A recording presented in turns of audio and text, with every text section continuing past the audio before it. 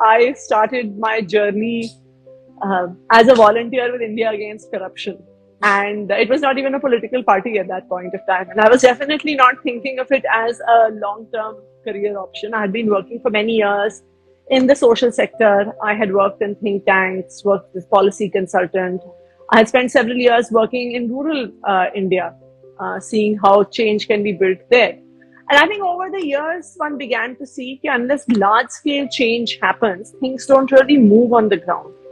This was the time when the India Against Corruption movement started. And for anyone interested in social change, it was definitely something that caught your attention because thousands and thousands of people all across the country stepped out of their homes. And so I also started, I was one of those who volunteered with India Against Corruption and did not think that at that point of time, we had no idea that India Against Corruption is going to become a political party. So from being volunteers of India Against Corruption, I ended up being a volunteer of Aam Aadmi Party.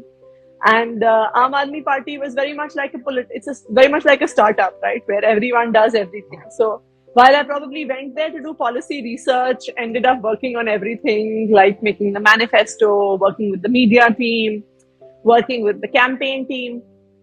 And but even then, I don't think I saw it as something that I would do on a long-term basis. Except 6 months become a year, and a year has now almost become a decade. But the interesting thing is that for many years, from 2015 onwards, I worked as an advisor to the Deputy Chief Minister. And I was working on education. And I think that my shift to electoral politics, I have the central government to thank for that. I was working as an advisor. I was working in an honorary capacity, taking 1 rupee per month as salary.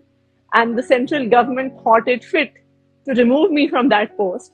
And that is really when my journey into electoral politics actually started. Maybe if they hadn't done that, I might still have been working as a policy So what advisor. would they say about, everything happens for a reason, I guess it kind of fits in for you, right?